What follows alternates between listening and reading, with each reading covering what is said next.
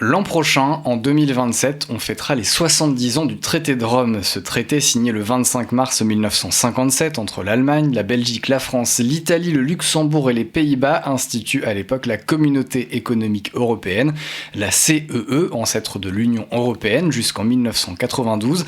Alors, qui sont les femmes et les hommes qui ont participé à ce début d'aventure européenne ? Un livre sorti il y a quelques mois nous propose de lire leur histoire à travers le récit de leurs enfants ou de leurs petits-enfants. Livre qui s'appelle L'Esprit de Rome et son autrice est aujourd'hui l'invitée de Radio. Bonjour Emmanuelle Mouraro. Bonjour. Vous êtes fondatrice des éditions du Pétrin et directrice de collection aux éditions Cosmopole.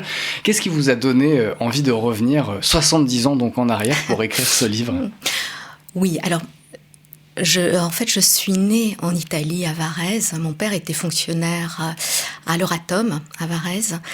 Et mon père est... Donc l'Euratom, qui est la communauté autour de l'atome, qui est créée en même temps d'ailleurs que exactement, qui a la été, CEE. Voilà, au moment de la signature des traités de Rome, on a signé 2 traités de Rome, un sur la CEE, un sur l'Euratom. Et donc mon père est décédé en 2021.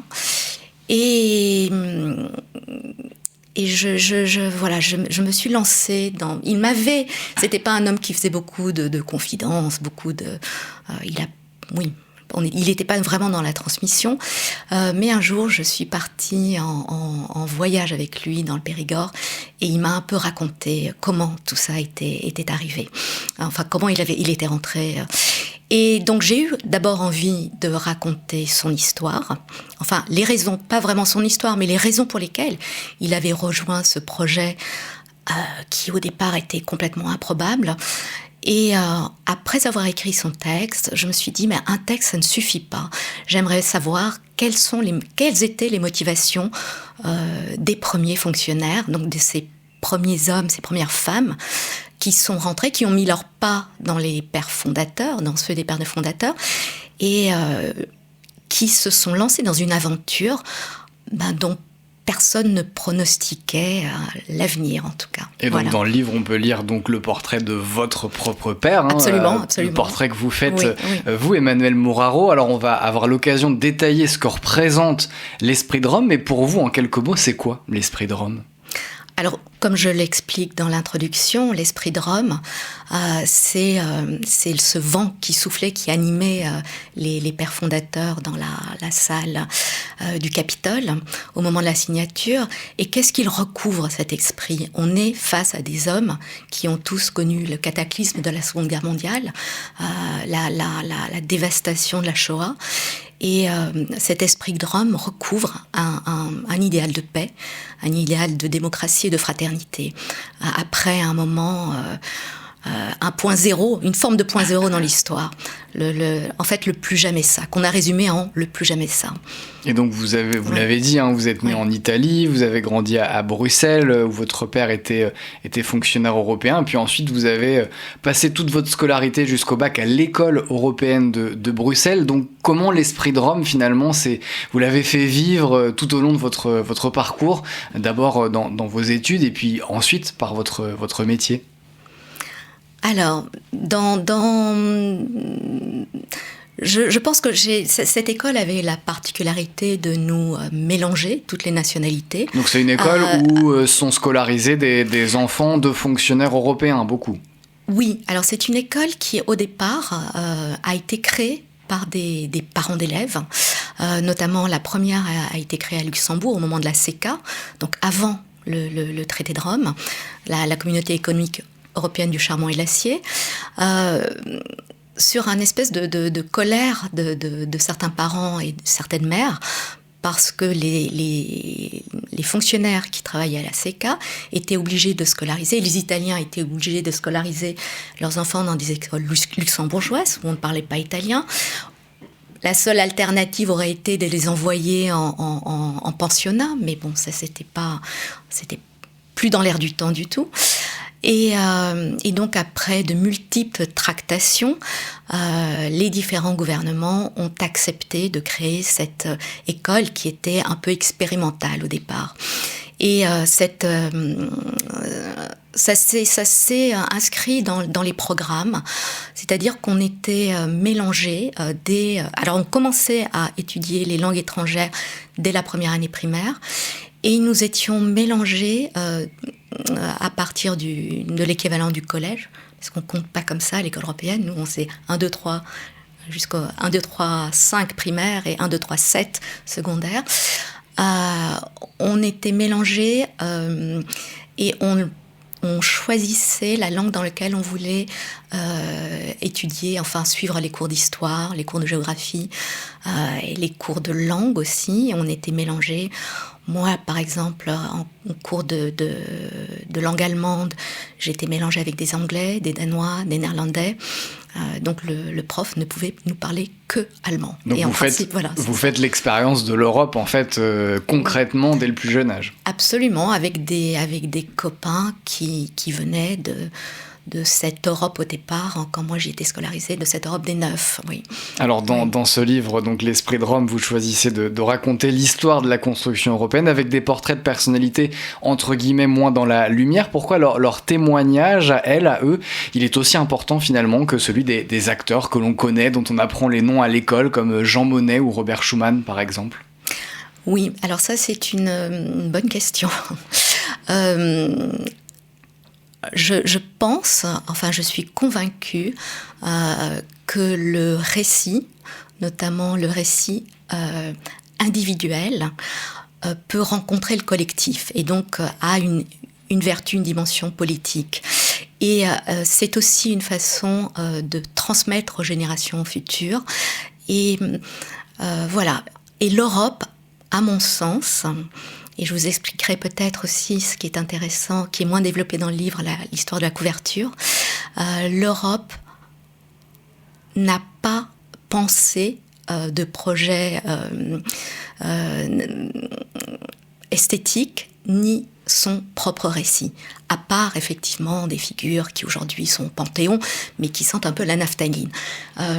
Donc c'est horrible ce que je dis, mais bon, mais il y a quand même un peu de vrai dans tout ça. Et pour revenir justement sur cette couverture, pourquoi vous avez choisi cette couverture? Est-ce que vous pouvez nous la décrire d'abord peut-être par vos propres mots? Voilà, la couverture est un tableau d'un peintre d'origine flamande qui s'appelait Jeff Van Hoof et qui s'appelle Poros, qui représente une île grecque. Donc il est bleu, il est paradoxalement dans des couleurs européennes, ce qui n'était pas forcément au départ pensé. Et en fait, ce tableau, c'est le seul et premier tableau qui a été acheté par les institutions européennes, qui au départ avaient peut-être l'idée de constituer une collection, donc en fait de constituer donc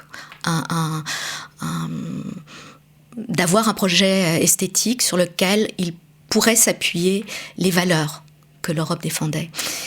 Et quand j'ai interviewé, en fait c'est Madame Van Hoof à Verkampf, l'un des témoins du livre que j'ai eu la chance d'interviewer. Aujourd'hui malheureusement elle nous a quittés. Elle m'a raconté que, en fait, c'est un tableau peint par son premier mari. Madame Van Hoof, peut-être si je peux raconter en 30 secondes son parcours, vient d'une famille juive de Cologne qui a échappé à la déportation et qui a été cachée par la résistance belge. Et elle maîtrisait tout un tas de langues. Et sa mère, qui était d'origine américaine, avait été traumatisée par l'épisode de la guerre et voulait absolument que sa fille... Elle avait cette idée un peu folle que sa fille travaille pour Paul-Henri Spaak, qui avait fait partie du gouvernement belge en exil à Londres. Et alors, comme quoi le destin parfois fait bien les choses, en allant en vacances après la guerre aux États-Unis, sur le bateau, clac, il tombe sur Paul-Henri Spaak. Paul-Henri Spaak, ce jour-là, avait besoin d'une interprète parce qu'il partait aux États-Unis pour récolter de l'argent au nom de l'UNICEF, mais lui, malgré son séjour alors, ne parlait pas un mot d'anglais. Donc il a tout de suite pris René Van Hoof sous sa coupe. et il l'a prise comme interprète. Enfin bref, je saute les étapes. Renée Vanouf est finalement rentrée est devenue interprète, et puis après elle fera une carrière fabuleuse puisqu'elle deviendra la première femme directeur général de toute l'histoire des institutions européennes. Mais au moment d'arriver à Bruxelles, enfin, elle est à Luxembourg, elle est à la CK et elle veut se marier, Renée Vanouf. Ses parents, sa sœur a fait une école d'art à Bruxelles. Elle veut se marier avec un ami de sa sœur, Jeff Vanouf. Et ses employeurs à la CK lui disent non, tu ne vas pas aller te marier, qu'est-ce que c'est que cette histoire, on a besoin de toi. Elle insiste, elle est sur le point de donner sa démission. Donc la personne qui l'a engagée, qui était Christian Calmès, qui était à l'époque le secrétaire général du Conseil de ministres de la CK, qui est aussi, dont la figure apparaît aussi dans le livre sous les traits de la plume de sa fille, lui dit bon, d'accord, écoute, je t'envoie à Bruxelles, tu vas monter une petite équipe d'interprètes pour la préparation des traités les traités que l'on va signer à Rome au château de Val-du-Gesse. Et donc tout le monde dans ces petites institutions naissantes où ils étaient très peu nombreux, avait eu vent de l'histoire de Renée Vanouf et de son mari. Et donc, alors je ne sais pas à qui revient la décision, mais ils se disent, pourquoi pas lui acheter un tableau à ce monsieur. Ils achètent ce tableau, et puis ce tableau, pendant des années, disparaît un peu de la circulation. Et Madame Vanouf m'a raconté que il n'y a pas si longtemps, c'était exactement quand Ursula von der Leyen arrive à Bruxelles. Je ne sais pas comment elle avait eu vent de ce tableau, peut-être par son père, qui faisait partie de la délégation allemande présente à Rome en 1957, remet la main sur le tableau, qui était à la représentation permanente de l'Europe à Washington, et le fait rapatrier dans son bureau et invite Madame Vanouf à l'accrochage du tableau. Donc voilà. Et Madame Vanouf m'a donné l'autorisation de prendre ce tableau très symbolique pour illustrer la couverture du livre. Qu'est-ce que l'esprit de Rome, celui qui a contribué à créer la communauté économique européenne en 1957 ? On en parle aujourd'hui avec un livre qui porte ce nom. Son autrice, Emmanuelle Mouraro, est notre invitée sur Euradio. Alors vous citiez l'exemple de Renée Vanouf, qui a contribué justement à la construction européenne. Vous avez tout un chapitre dédié aux femmes dans cette histoire-là. Pourquoi, d'après vous, elles sont peut-être encore un peu finalement invisibilisées dans l'histoire de cette construction européenne? On cite souvent des figures masculines. Pourquoi peu de femmes finalement dans ce tableau-là? Oui, alors pourquoi peu de femmes? Je vais vous expliquer. Mais d'abord, moi, ce qui m'a un petit peu scandalisée, c'est que la Commission européenne, depuis très longtemps, se constitue des archives. Et elles ont mais des archives finalement de l'institution. Donc elles ont mis la priorité sur des interviews de directeurs généraux. Bon, très bien, mais il n'y avait pas que des directeurs généraux à la commission.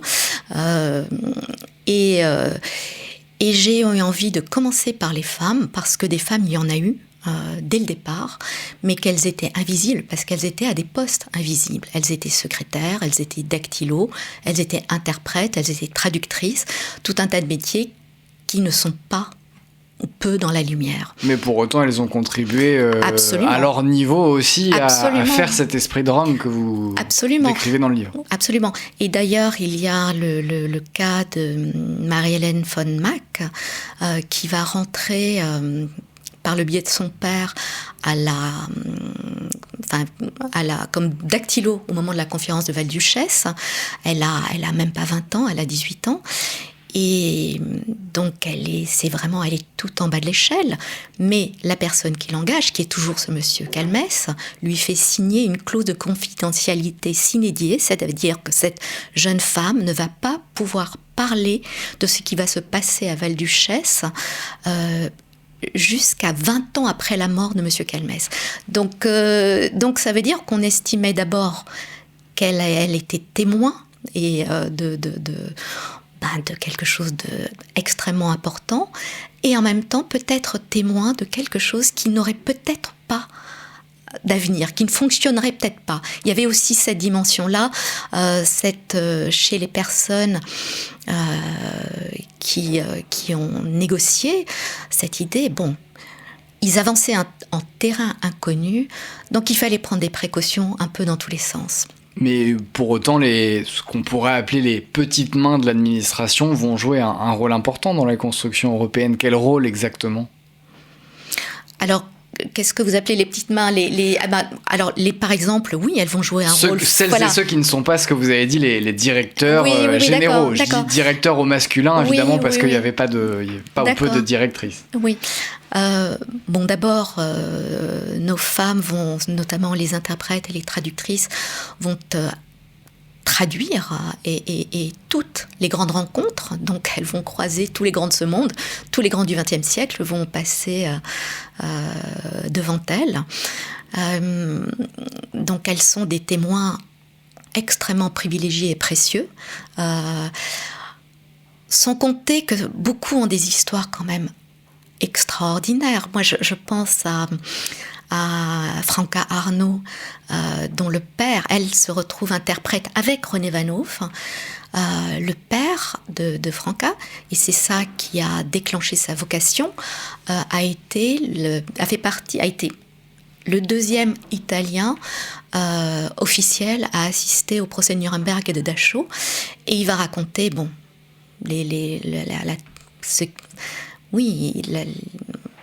ces procès terribles, en revenant à la maison, mais il va surtout raconter à sa fille cette révolution de la traduction instantanée qui est née en fait au procès Nuremberg. Donc on a des personnes qui sont certes en bas de l'échelle, qui sont des témoins privilégiés, qui assistent à toutes les grandes rencontres et à toutes les grandes conférences, qui les traduisent, et qui elles-mêmes ont des histoires personnelles qui collent au fracas du XXe siècle de façon étonnante. Et dans votre livre, il y a aussi tout un chapitre consacré à des personnalités allemandes. Absolument. Comment ils trouvent leur place à ce moment-là dans cette construction européenne, alors qu'on le rappelle, on est seulement quelques années seulement après la fin de la Seconde Guerre mondiale. Mais c'est là où c'est fou, en fait, parce qu'on est avec les vainqueurs et les vaincus.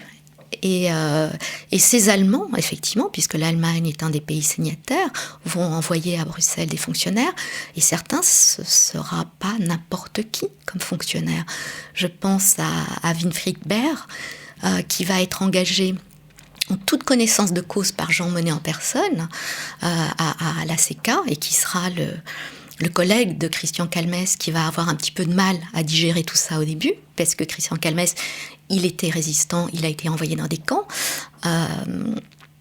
Et Winfried Baer, ça a été quand même l'officier d'état-major du général Paulus et du général Rommel. Donc on est face à des Allemands, mais pas n'importe quels Allemands. Donc j'allais dire à ce moment-là, dans le même camp, il y a des personnes qui étaient dans deux camps opposés quelques années avant.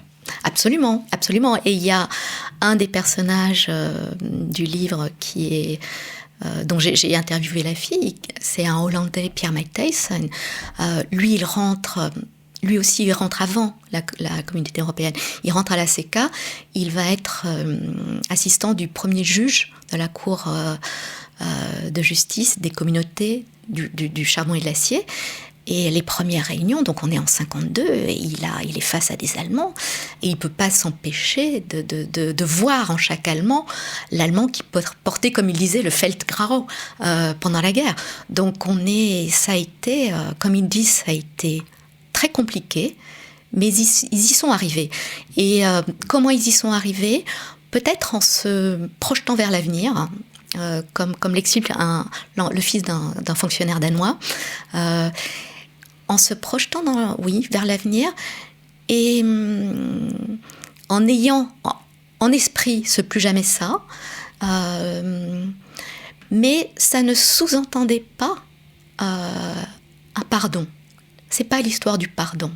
C'est parce que le pardon est impossible en fait. Mais c'est plutôt on va de l'avant, on avance et on imagine quelque chose qui relève au départ de l'utopie en fait. Et dans le livre, vous faites aussi le portrait, ou plutôt vous donnez la parole à des citoyens qui ne sont pas encore membres de l'Union européenne. Pourquoi elles aussi font aussi vivre cet esprit de Rome. Alors, alors j'ai intitulé le dernier chapitre Les élargis, c'est-à-dire ceux qui sont arrivés après, les 6, il y a eu les 6, les 9, les 12, etc., ceux qui sont arrivés après. Et ça, je voulais le mettre en balance. Ça m'intéressait de montrer le temps long des adhésions, qui parfois étaient très très longs, comme le cas de la Finlande, dont les négociations commencent dans les années 60 et se remontent qu'en 95. Et j'ai voulu mettre ça en balance par rapport à la situation actuelle et la guerre avec l'Ukraine et la demande d'adhésion de l'Ukraine, où il faudrait absolument que les choses accélèrent. Voilà, c'était l'idée. Mais donc, selon vous, l'esprit de Rome est encore là en 2026. Qu'est-ce qu'il représente aujourd'hui ? Mais à mon sens, il est plus... Je parlais avec une prof d'histoire qui me racontait qu'il y a encore quelques années, on retrouvait cette formule dans les livres d'histoire et elle en a disparu, malheureusement. Elle a disparu des livres d'histoire, notamment en France. Et donc c'est vrai que chez les jeunes, je pense qu'il y a peu qui savent exactement ce que ça recouvre. Mais je pense qu'avec ce qu'il se passe aujourd'hui dans le monde, avec finalement ce continent où des valeurs demeurent et où le droit, on défend le droit, notamment le droit international, il faudrait remettre cette formulation au goût du jour et elle reprend du sens quand même. Elle reprend du sens dans un moment où on est sur le bord de verser dans je ne sais pas trop quoi, mais quelque chose de pas très compliqué. Et rapidement, pour conclure, vous parlez de l'école. À la base, vous le dites dans le livre, c'était un projet pédagogique. Qu'est-ce que vous vouliez mettre en place exactement avec ce livre ? Alors, mon idée avait été à travers les écoles européennes qui sont accréditées par le Parlement européen, de mettre en place alors par groupe ou par personnage, par témoignage, des kits pédagogiques parce que peut-être qu'on enseigne l'Europe à l'école de façon trop conceptuelle, alors qu'il y a des vies derrière, des hommes, des vies, des femmes, des histoires, et c'était ça, c'était l'idée de... On avait un petit peu élaboré, mais bon, finalement le projet s'est pas fait, c'est trop compliqué à mettre en place, mais avec une personne du service de la traduction au Parlement européen il y a une personne qui s'appelle Walter Maverick qui a mis en place un programme très intéressant. Alors c'est pas un programme, c'est une plateforme où n'importe quel jeune européen peut, en quelques mots, je crois que c'est 200 signes, raconter son histoire d'Européen. Ça s'appelle My House of European History. Et franchement, c'est chouette parce que voilà, ça parle de l'humain. On est des hommes, des femmes avant tout. Voilà, les institutions sont des hommes et des femmes. Et ces portraits d'hommes, de femmes, de vie, comme vous l'avez dit, Emmanuelle Mouraro, et elles sont à lire dans votre livre L'Esprit de Rome, paru il y a quelques mois aux éditions Peter Lang. Merci beaucoup d'être venu nous en parler aujourd'hui. Merci beaucoup. Merci, au revoir.